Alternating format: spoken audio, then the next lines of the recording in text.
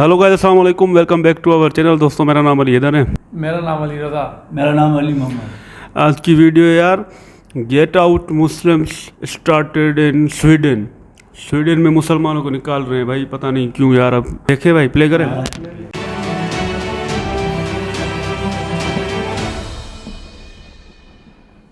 इस वीडियो में बताई गई सारी जानकारी पब्लिक प्लेटफॉर्म पर उपलब्ध है। इसमें ऐसी कोई जानकारी नहीं दी गई है जिससे हमारे सुरक्षा बलों की गोपनीयता भंग होती है। डिफेंस डिटेक्टिव सेना का सम्मान करता है और उन्हीं जानकारियों के आधार पर काम करता है जो सार्वजनिक रूप से मौजूद। स्वीडन में भी गेट आउट मुस्लिम्स जो है वो शुरू होने वाला है। हर धर्म और पंथ को सपोर्ट करने वाला लिबरल देश स्वीडन भी मुसलमानों से तंग आ चुका है। वहां एंटी मुस्लिम सेंटिमेंट्स तो कई सालों से बढ़ने लगे थे, अब वो खुलकर सामने भी आ रहे हैं और इस पर इस्लामिक देशों का रोना पीटना वो भी शुरू हो चुका है। नमस्कार दोस्तों, डिफेंस डिटेक्टिव के एक और नए एपिसोड में आप सभी का स्वागत है। मैं हूं आलू। दोस्तों, स्वीडन से एक बड़ी खबर आई है। खबर यह है कि स्वीडन की जो गवर्नमेंट है, उस गवर्नमेंट की एक टॉप लीडर ने साफ साफ कह दिया है कि अगर मुसलमान स्वीडन की सभ्यता, स्वीडन की संस्कृति उसके हिसाब से नहीं रहते हैं वहां पर, तो उन्हें देश छोड़कर चले जाना चाहिए। स्वीडन की डिप्टी पीएम एबा बुश ने स्वीडन में रहने वाले मुसलमानों को एक सीधा संदेश दिया है। एबा ने कहा है कि स्वीडन में रहने वाले मुस्लिमों को स्वीडिश वैल्यूज को अपनाना होगा। इतना ही नहीं, स्वीडन के डिप्टी प्राइम मिनिस्टर ने कहा है कि जो मुसलमान इसमें शामिल नहीं हो सकते, इससे जुड़ नहीं सकते, वो देश छोड़कर चले जाएं। एबा ने यह भी कहा कि ऑनर किलिंग्स, सिर तन से जुदा, महिलाओं को पत्थर मारना और शरिया लॉ के लिए स्वीडन में कोई जगह नहीं है। एबा का यह बयान यूके एनआईपी पर पब्लिश हुआ है। ये उस खबर का लिंक है, आप नोट कर सकते हैं। डिस्क्रिप्शन बॉक्स में भी मैंने ये लिंक दिया हुआ है। हालांकि भारत में ये वेबसाइट ब्लॉक है, लेकिन इसे ब्रिटिश जर्नलिस्ट डेविड आर्थर ने ट्वीट किया है। डेविड द यूरोपियन कंजर्वेटिव के जर्नलिस्ट हैं और ये डेविड का वो ट्वीट है जिसकी मैं बात कर रहा हूं। इसमें उन्होंने स्वीडन के डिप्टी प्राइम मिनिस्टर एबा बुश की तस्वीर भी लगाई है। 30 अगस्त यानी कल किए गए इस ट्वीट में डेविड ने एबा के उन बयानों को लिखा है जिसकी बात मैंने वीडियो के शुरू में की थी। डेविड ने मुस्लिमों को स्वीडन की संस्कृति और मूल्यों के हिसाब से रहने, उसे अपनाने पर एबा के बयान को ट्वीट किया है। एबा ने स्वीडन में मुस्लिमों के कट्टरपंथी रिवाजों, ऑनर किलिंग्स, सरतन से जुदा जैसी चीजों की भी नो एंट्री का ऐलान कर दिया है। डेविड ने ट्वीट में यह भी बताया है कि एबा ने बिल्कुल क्लियर कर दिया है, साफ कर दिया है कि स्वीडन में शरिया लॉ को और शरिया लॉ को लगाने की वकालत करने वालों को कोई जगह नहीं दी जाएगी। डेविड के अलावा और भी कई वेबसाइट्स ने इसे पब्लिश किया है। यूनाइटेड किंगडम, उनका कंट्री कानून उनके चलेंगे। खबर आज ही छापी गई है। तो स्वीडन की डिप्टी प्राइम मिनिस्टर ने ताल ठोककर ऐलान कर दिया है कि जो भी मुसलमान स्वीडन के कल्चर, स्वीडन की सोसाइटी के वैल्यूज को नहीं अपनाएंगे, उन्हें बाहर का रास्ता दिखा दिया जाएगा।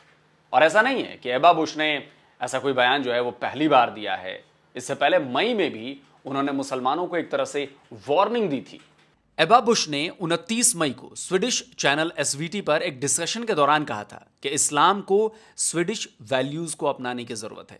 यह आर्टिकल एसवीटी की वेबसाइट पर ही पब्लिश हुआ था। यह स्वीडिश भाषा में है।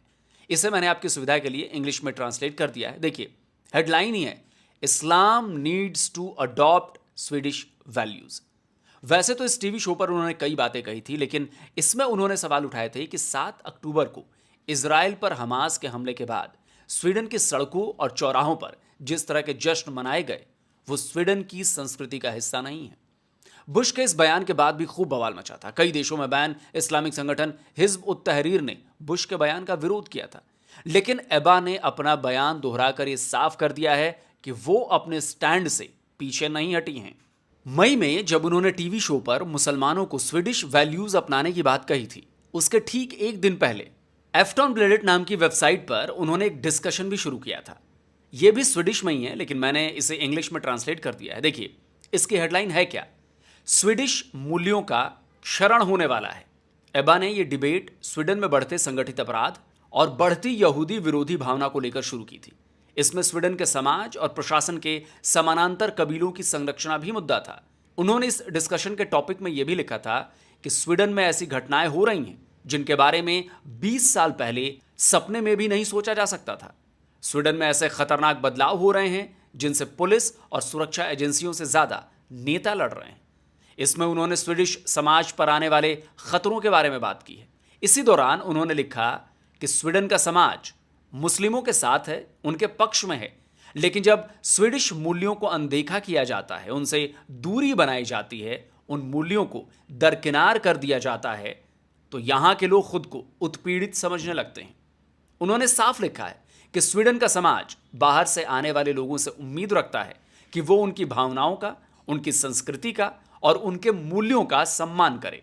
अब भले ही मुस्लिम देश हो, मुस्लिम संगठन हो या फिर कोई और हो, एबा का विरोध वो करें, लेकिन उन्होंने जो मुद्दा उठाया है वो आज दुनिया के कई देशों में वो मुद्दे उठ रहे हैं।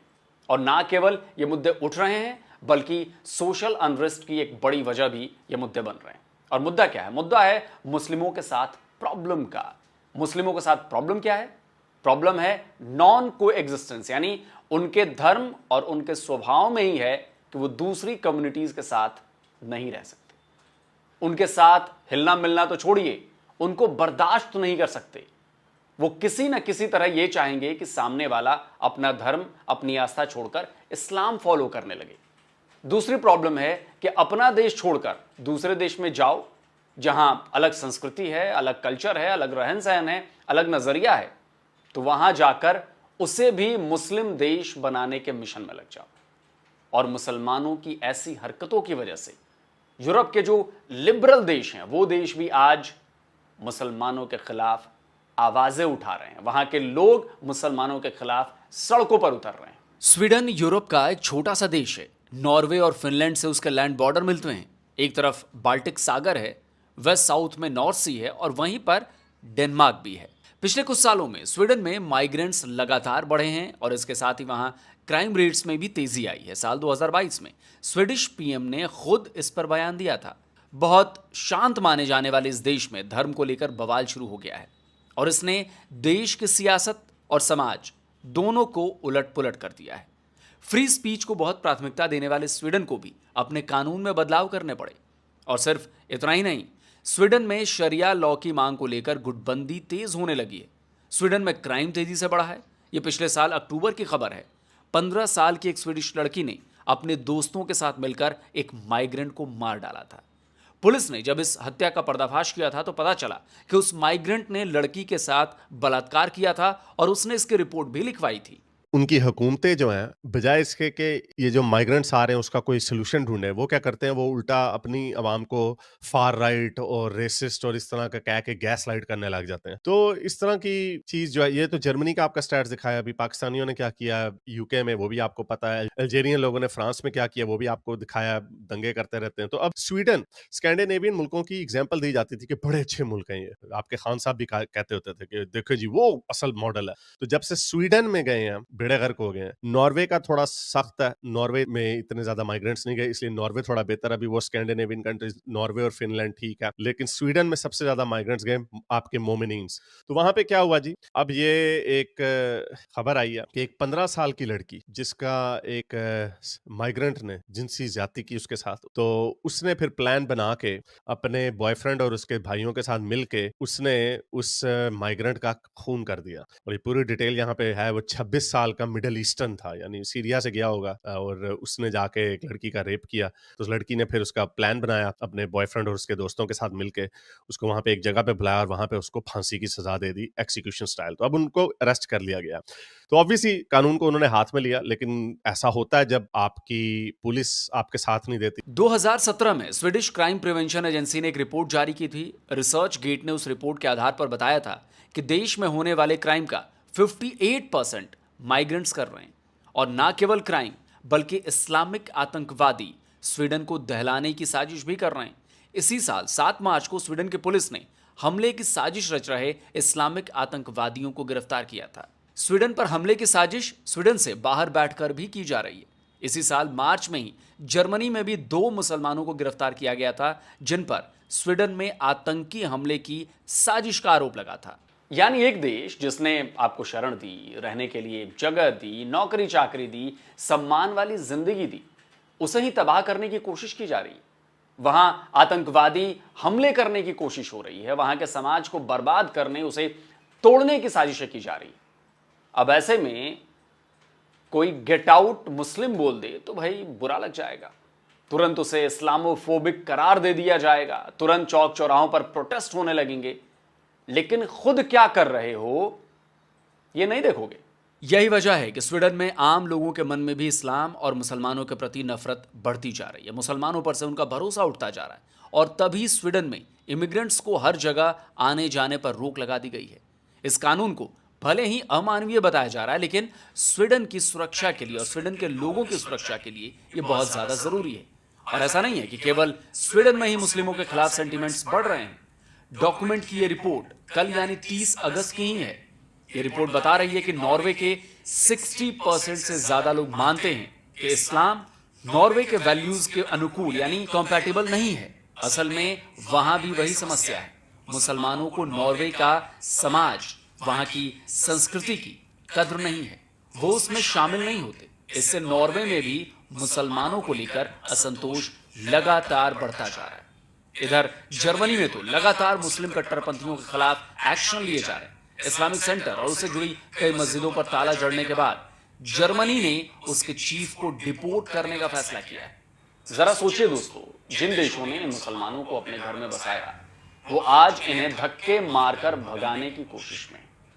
जिन लोगों को बहुत शांत और सभ्य माना जाता था, वो भी आज इन मुसलमानों की वजह से राइट विंग और इस्लामोफोबिक जैसे अल्फाज सुन रहे हैं। वो अपने ही देश में पराये हो चुके हैं, अपने ही देश में माइनॉरिटी बनते जा रहे हैं। उन्हें डर सता रहा है कि उनके देश में कभी प्रवासी बनकर आए मुसलमान कुछ सालों में उनके ही देश पर कब्जा कर लेंगे। Sweden, Germany, Norway, United kingdom, France, Italy, यही नहीं, मतलब इनके साथ साथ कई देशों में हर दिन कहीं ना कहीं ऐसे मामले सामने आ रहे हैं। हर देश को इस बारे में सोचना होगा। ह्यूमैनिटी तभी बचेगी जब आप बचेंगे, आपका देश बचेगा। और अभी भी अगर आप नहीं जागे तो फिर आपके देश की भी पहचान खत्म हो जाएगी। तो दोस्तों, आज का ये वीडियो आपको कैसा लगा कमेंट करके अपनी राय जरूर बताइए, और इस वीडियो को ज्यादा से ज्यादा शेयर करिए ताकि लोगों तक बात पहुंचे। जो खतरा सर उठा रहा है या उठा चुका है उसके बारे में लोगों को अंदाजा हो। और जिन लोगों ने अभी तक डिफेंस डिटेक्टिव चैनल को सब्सक्राइब नहीं किया है तो भाई चैनल को सब्सक्राइब करिए, बिल्कुल फ्री है। और यहां पर आपको एक भी फेक न्यूज नहीं मिलेगी, एक भी हवाई बातें नहीं मिलेगी।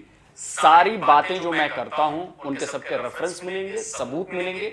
डिस्क्रिप्शन बॉक्स में भी सबके रेफरेंस देता हूं ताकि किसी को कोई शक न रहे कि जो मैंने बातें की हैं वो किसी एजेंडे के तहत की हैं, किसी प्रोपेगेंडे के तहत की हैं। नहीं, मैंने जो भी बातें की हैं, जो भी दावे किए हैं, उन सबके सबूत मैंने दिए।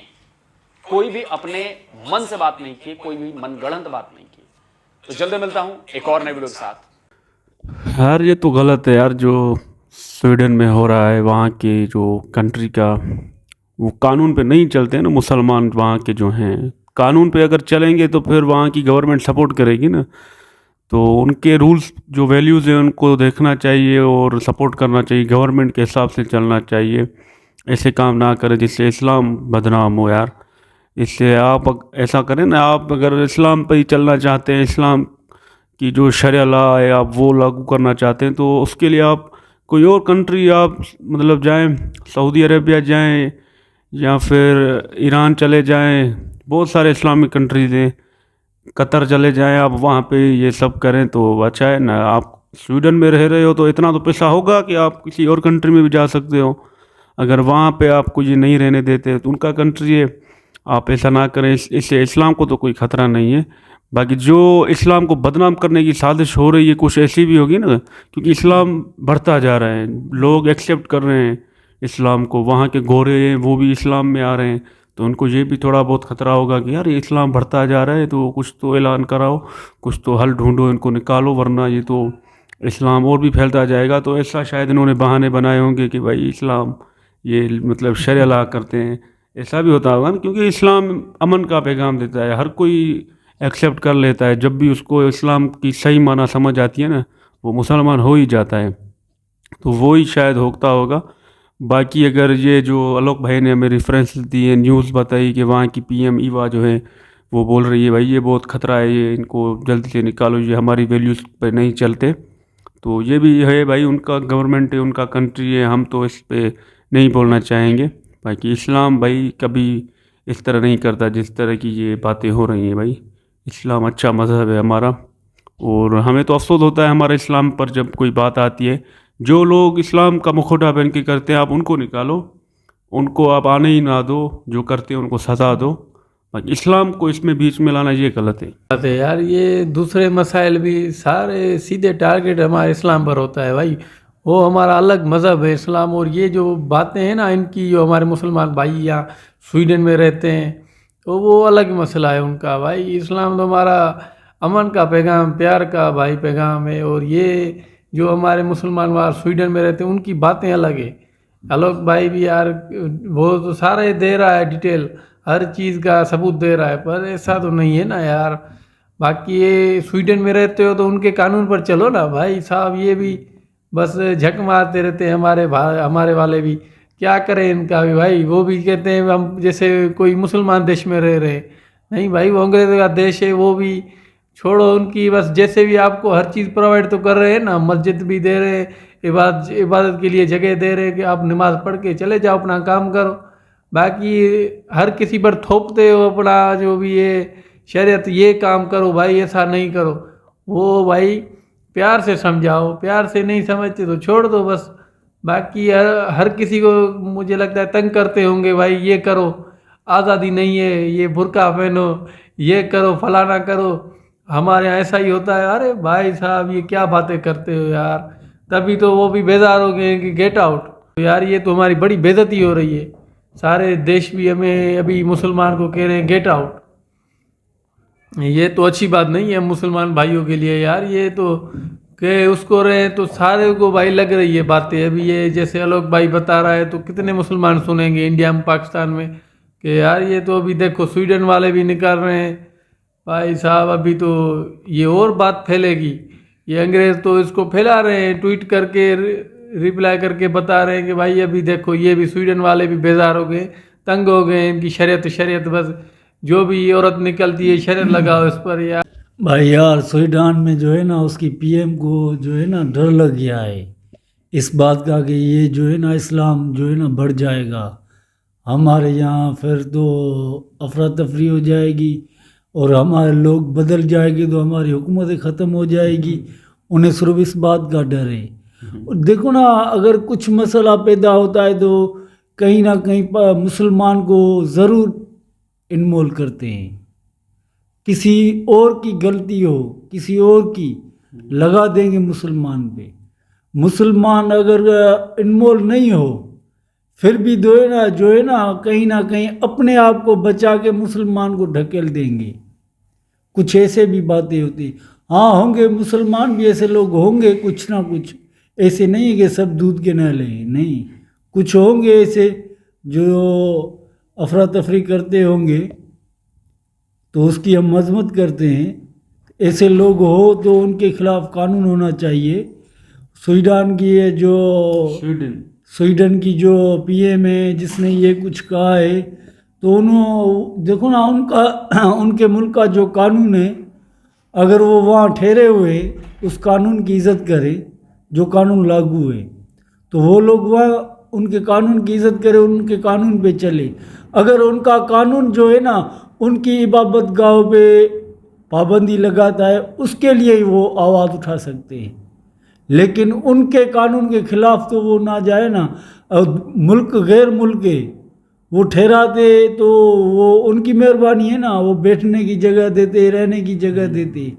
तो मुसलमान का यही काम है कि वहाँ अपना कारोबार करे, इज़्ज़त ठहरे वहाँ। अगर उनको शरीयत के हिसाब से उन्हें तकलीफ़ है तो वो मुल्क छोड़ दे, किसी दूसरे मुसलमान मुल्क में चले जाए। ज़रूरी नहीं है स्वीडन में वो बैठे हुए।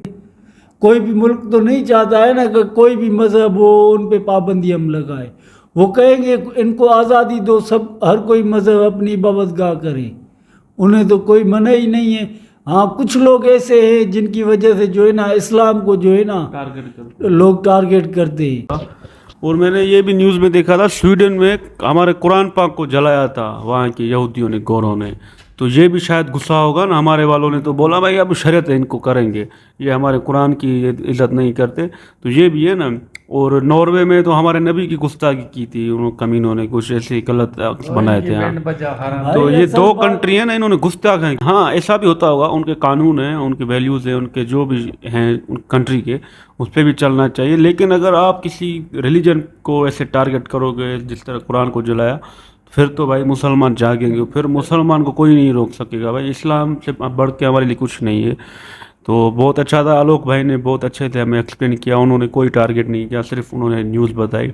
तो ये हमारे लिए अच्छी बात है कि हमें भी पता चला क्या हो रहा है। मिलते हैं नेक्स्ट वीडियो में। Thank you.